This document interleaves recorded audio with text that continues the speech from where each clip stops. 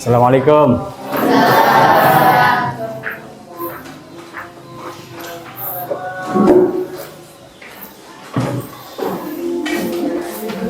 Selamat pagi anak-anak. Pagi. Gimana kabar pagi hari ini? Baik. Ya, kita sebagaimana biasa sebelum memulai belajar, mari kita sama-sama membaca doa.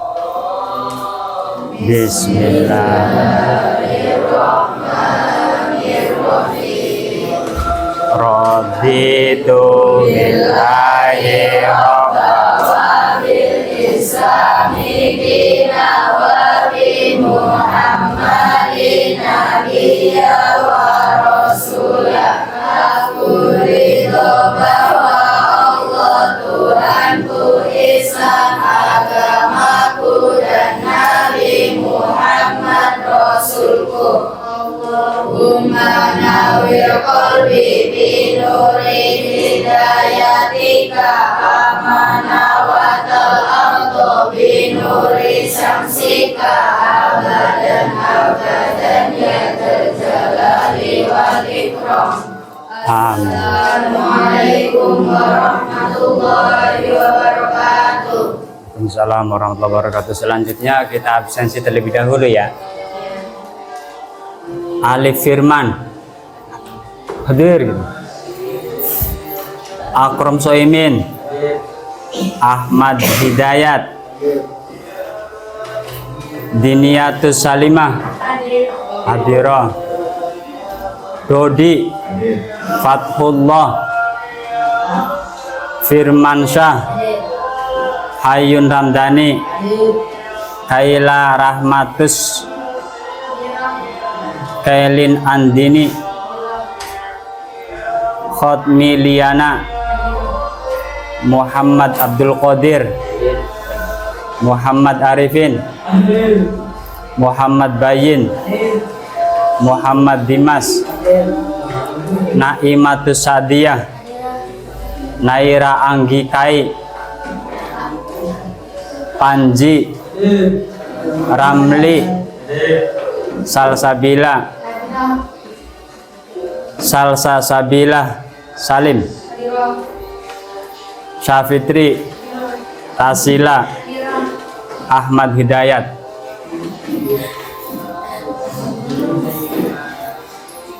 Oke anak-anak, kita melanjutkan pelajaran kemarin ya. Kemarin kita menjelaskan bahwa sebagai seorang Islam itu kita tahu bahwa salah satu kewajiban orang Islam adalah melaksanakan sholat 5 waktu. Sebagaimana firman Allah Subhanahu wa taala, aqimus sholah ya.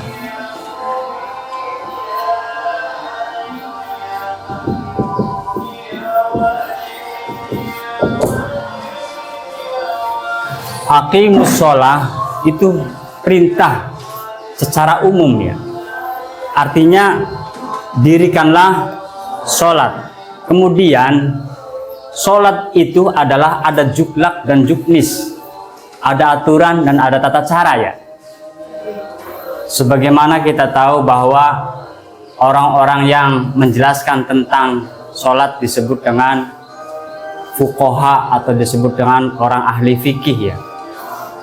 Kita diperintah oleh Allah Subhanahu wa taala aqimus sholah, dan juga terdapat dalam hadis Nabi as-sholatu imaduddin ya, bahwa sholat 5 waktu adalah bagaikan tiang agama. Kemudian faman aqomaha faqad aqomaddin wa man tarakaha faqad hadamaddin.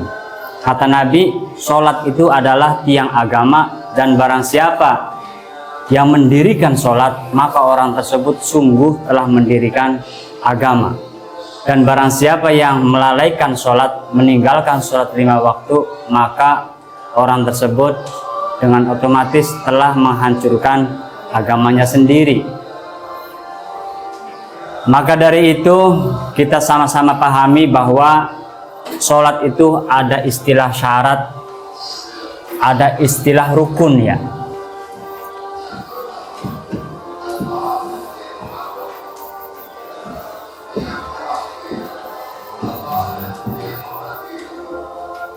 Yang pertama, sebelum melaksanakan sholat, sebagai kewajiban kita orang Islam, itu ada syarat-syarat untuk bisa atau untuk sahnya melaksanakan sholat. Salah satu diantaranya adalah bersuci ya, kemudian suci pakaian, kemudian suci tempat, kemudian menghadap kiblat dan seterusnya ya. Dan ketika sedang melaksanakan sholat, di situ terdapat rukun. Ini bagian daripada juklak juknis kita melaksanakan sholat. Rukun sholat itu para ulama berbeda dalam berpendapat. Ada yang mengatakan rukun sholat itu 18, ada yang mengatakan 17, ada juga yang mengatakan 13. Intinya sholat itu tidak asal sholat ya, sholat itu tidak asal sholat. Sholat, orang melaksanakan sholat itu harus tahu tentang ilmunya sholat ya, karena tidak mungkin orang bisa melaksanakan sholat yang benar kalau tidak tahu ilmunya sholat. Nah, rukun sholat itu dikerjakan ketika melaksanakan sholat. Rukun sholat terbagi menjadi tiga bagian ya. Rukun sholat terbagi menjadi berapa? Tiga bagian. Yang pertama qalbiyyi, yang kedua qauli, yang ketiga fi'li. Qalbi, qauli, dan fi'li. Qalbi itu artinya hati atau perbuatan hati.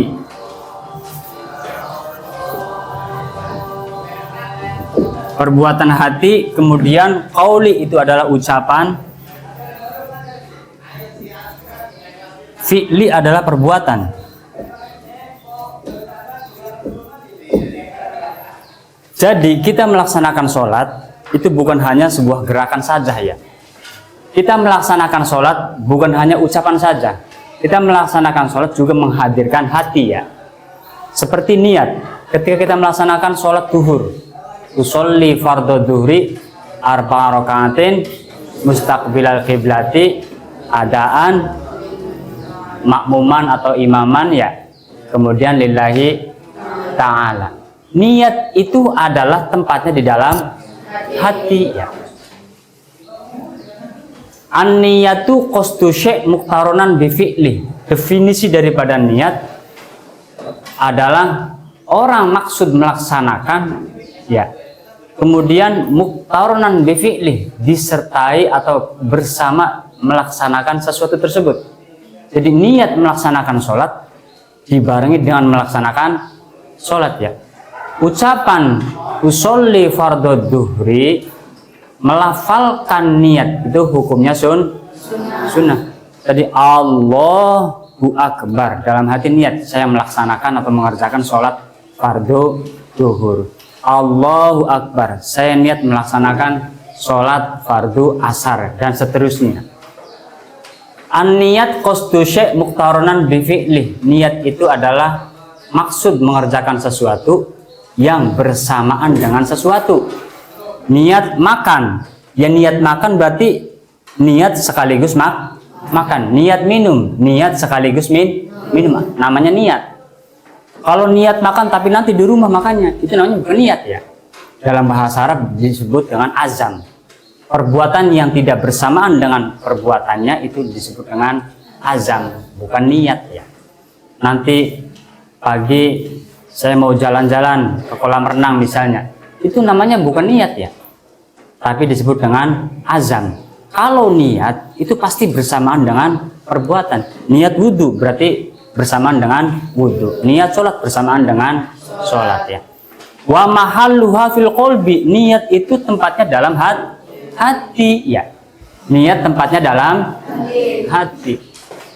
Kalau soal diucapkan itu sebenarnya bukan bagian daripada rukun ya, bukan bagian daripada rukun. Artinya orang tidak melafalkan niat pun sah sholatnya ya. Jadi jig Allahu Akbar, tapi dalam hati niat itu sudah sah ya. Karena niat tempatnya dalam hati. Wa talaffudzu biha sunnatun, melafalkan usolli fardhu dhuhri itu sunnah ya. Apa aja? Sunnah. Melafalkan niat itu hukumnya sunnah. Nah, kembali kepada rukun.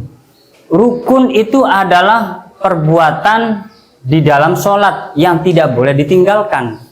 Karena niat bagian daripada rukun, maka niat harus dilaksanakan bagi orang yang hendak melaksanakan sholat. Nah, niat itu adalah tempatnya di dalam hati. Melafalkan niat itu hukumnya artinya tidak melafalkan pun tidak masalah, asal hatinya niat. Yang kedua adalah qauli. Qauli itu adalah ucapan. Orang sholat itu tidak boleh diem saja. Itu tidak boleh ya. Allah Subhanahu wa taala berfirman, wala tajhar bi sholatika wala tukhafits biha wabtaghi baina dzalika sabila ya. Wala tajhar bi sholatika, kamu jangan mengeraskan suara ketika sholat. Artinya orang melaksanakan sholat jangan seperti orang bertengkar ya. Bismillahirrahmanirrahim, alhamdulillahirabbil alamin ya. Itu tidak boleh ya. Wala tajhar bi sholatik wala tukhafits biha, dan jangan kamu menyamarkan bacaan sholat ya. Wong sholat ya Allah kan, itu tidak boleh ya. Wala tukhafits biha, jangan kau samarkan bacaan sholat. Bacaan sholat itu harus keluar ya. Bacaan sholat minimal didengar oleh telinga sendiri. Siapa sih bakal sembahyang mengucapkan ya? Sembahyang muni ya. Sembahyang apa aja? Muni, minimal kupingnya dewek rung. Wala tajhar bi sholatika wala tukhafits biha.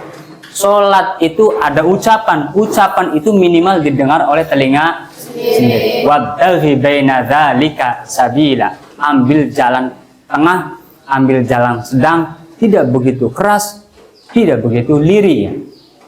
Ora anteng pisan, ora elon pisan. Kuping dewek beli krungu. Ya, itu tidak boleh ya. Karena qauli bagian daripada rukun. Sementara rukun adalah hal yang mengesahkan sesuatu ya. Rukunnya sholat, yang mengesahkan sholat adalah rukun. Rukun ini tidak boleh ditinggalkan. Salah satu rukun adalah qauli ataupun ucapan. Jadi orang sholat itu harus keluar suara, tidak boleh diem bae ya. Nah, yang terakhir fi'li, perbuatan. Orang melaksanakan sholat pasti kita tahu, sholat pasti ada gerakan, pasti sholat ada perbuatan. Mulai dari berdiri, bagian daripada perbuatan. Kemudian ruku, ya bagian daripada perbuatan. Kemudian sujud, bagian daripada perbuatan ya. Kalau ucapan itu Fatihah, takbiratul ihram ya. Kemudian membaca 2 kalimat syahadat, membaca tasyahud ya, membaca sholawat ya, membaca salam, itu rukun qauli, rukun yang bahasa ucapan. Dan yang terakhir adalah fi'li. Fi'li adalah perbuatan. Perbuatan itu berarti menyangkut berdiri, kemudian ruku, sujud ya, kemudian duduk di antara dua sujud dan duduk ketika tasyahud akhir.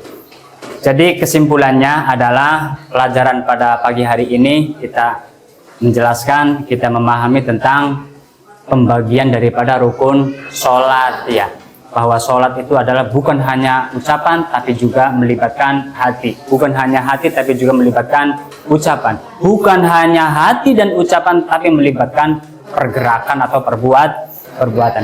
Itu saja untuk pelajaran pagi hari ini. Mari kita sama-sama tutup dengan membaca doa.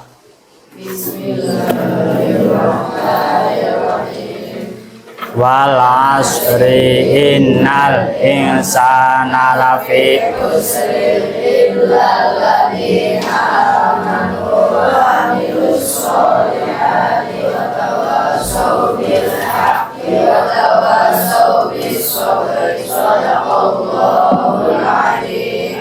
Assalamualaikum warahmatullahi wabarakatuh. Waalaikumsalam warahmatullahi wabarakatuh.